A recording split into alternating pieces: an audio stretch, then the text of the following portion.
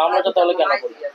মামলাটা করছিলাম তো ভালো লাগে মানে জামাই না করে মামলা তো শুনে জামাই আমার লগে রাগারাগি করে ইয়া করেন নাই কথা হচ্ছে মামলা কেউ গ্রামের লোক বুঝতে পারি না বা আমার স্বামীর সাথে আমি বুঝতে পারি না কেতাম স্বামী এইসব শুনে দেখে মানে আমার কাছে ফোন হয়ে যায় তো কেতাম আমাদের ছেলে মেয়ে আছে। ঘটনাটা তো আপনার বাবার বাড়িতে হয়েছে। বাবার বাড়ি আমি মামলাটা আপনার কোনো টাকা অফার করছে কিংবা হচ্ছে না না আমার কই চাপও দেয় না বা কেউ টাকার লোভে দেখায়নি আমি মামলা করছি আমি আবার উঠাইলাম মামলাটা করছিলাম তো ভালো লাগে মানে জামাই না কর বাপে কইছে তোর যখন মান সমান গেছে কই কেতেম কেস কল ফাইতি না না কোনো কল ফাইতি না তুই আমার কই প্রেশার দেন আমার আমি মামলা করছি আমি আবার উঠাইলাম।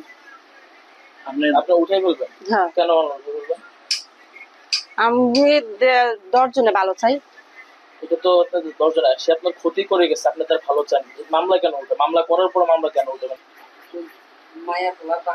মায়ে ফুলার বাপে কইছে তোর যখন মান সমান গেছে কই কেতেম কেস কল ফাইতি না না কোনো কল ফাইতি না তুই এখন তো সারা বাংলাদেশের মানুষ আপনার পাশে আছে।